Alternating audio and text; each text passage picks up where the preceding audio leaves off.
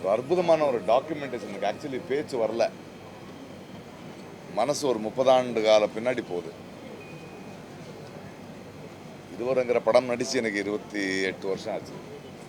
30 ஆண்டு காலம் முன்னாடி தமிழ்நாட்டுக்கு வரும்போது இருந்த கலைஞர் ஞாபகத்துக்கு வருது. முதல்ல இப்படி ஒரு பதிவை செஞ்சா, ஐயா உங்களுடைய தலைமையில் தான் நடந்திருக்கு. மாபெரும் ஒரு கலைஞரை பற்றியான அற்புதமான ஒரு அன்பும் ஒரு பாசமும் அவர் கொள்கையை பற்றி இந்த அளவுக்கு அவர் உள்ள வாங்கியிருக்காங்க. அவர் இவங்களால் மட்டும்தான் இப்படி ஒரு பதிவு பண்ண முடியும். அண்ட் விஜய், அதுக்கப்புறம் நம்ம அரசு ஆர்ட்ஸா பியூட்டிஃபுல். அந்த ஏன் சொல்கிறேன்னு அந்த டைரக்டர் மணிவண்ணன் அவர்கள் இந்த ஃபியூஷன் விஆர் டீம், அது இப்படி ஒரு கலைஞரோட ஞாபகங்களை மீண்டும் அவருடைய பேச்சு கேட்குற மாதிரி அவரோடையே இருக்கிற மாதிரியான ஒரு ஃபீலிங்கான ஒரு இந்த பதிவு இருக்கு இல்லையா, இது வித் டுடேஸ் டெக்னாலஜி ரொம்ப அற்புதமான ஒரு விஷயம். எனக்கு பல காரணங்களால் ரொம்ப கிட்ட அவர் ஒன்று,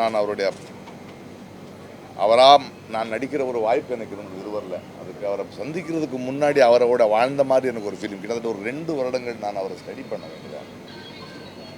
நான் அவர் கர்நாடகாவிலேருந்து வந்தவன். அவர் முதல்ல அந்த தமிழ் உச்சரிப்பு கற்றுக்கணும்.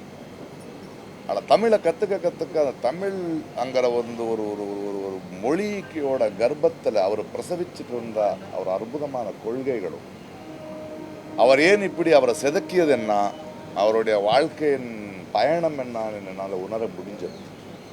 ஏனென்றால் அந்த கதாபாத்திரத்தை ஒரு நடிகனாக மட்டும் நடிக்க முடியாது. ஸோ எனக்கு அந்த படத்தில் நடித்த அனுபவத்தை விட இப்பேற்பட்ட ஒரு மகானை நான் சந்திக்க முடிஞ்சது, அவரை நான் படிக்க முடிஞ்சது.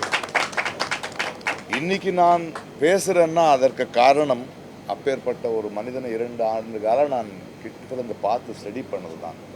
அதாவது அந்த ஒரு வாய்ப்பு எனக்கு கிடைச்சிது. இல்லைன்னா நான் கர்நாடகாவில் வந்தவனுக்கு என்ன அதை முடியலை.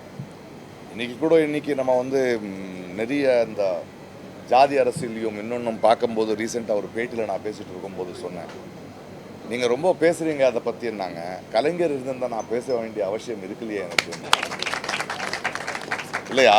அவர் இருக்கிற வரைக்கும் எவனும் வாலாட்ட முடியலை எங்க.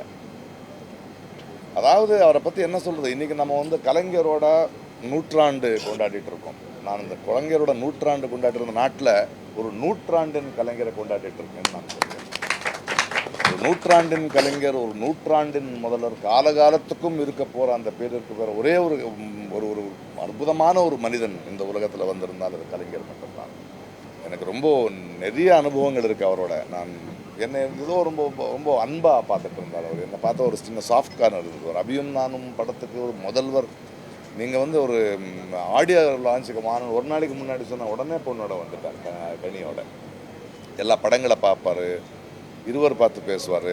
நம்ம காஞ்சிபுரம் தேசிய விருதம் வாங்கும்போதும் போயிருந்தேன். சில வாட்டி நான் காலையில் வாங்க உங்களோட பேசணும்னு சொல்லுவார். இலக்கியம் பேசுவார், புரிதல் பேசுவார், கொள்கைகளை பற்றி பேசுவார். அப்போது எதையோ ரொம்ப பெரிய ஒரு மிஸ்ஸிங்காக இருந்தது. பட் இன்றைக்கி நான் ஒரு திறப்பு விழான்னு தான் வந்தேன். பட் ஒரு மணி நேரம் பத்தாது இதை பார்க்குறதுக்கு. இந்த பதிவு போகும்போது அது அப்படியே வருது. அண்ட் ஒரு 2 வருஷம் ஸ்டடி பண்ணதுலேயும் கிடைக்காத பல அற்புதமாக அவர் பதிவு பண்ணியிருக்காங்க.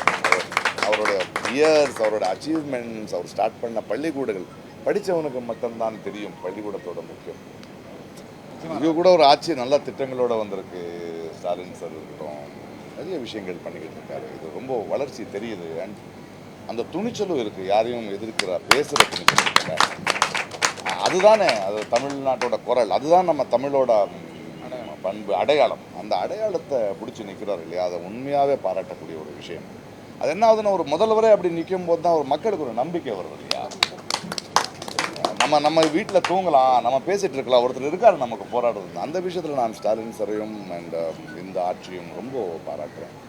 எனக்கே நம்பிக்கை வருதில்ல. நான் பெரிய ஆள் எங்கேயாவது வந்தாலும் எனக்கு வீடு இருக்கீங்கன்னு சொல்கிறதுக்கு நம்பிக்கையாக இருக்குது. இதுக்குள்ளே நுழைய முடியல, அவன் செல்லத்தை ஒன்றும் பண்ண முடியாதுல்ல, ஏன்னா நாடு அப்படி இருக்குது. செய்திகளை உடனுக்குடனும் துல்லியமாகவும் தெரிந்து கொள்ள சப்ஸ்கிரைப் பண்ணுங்க.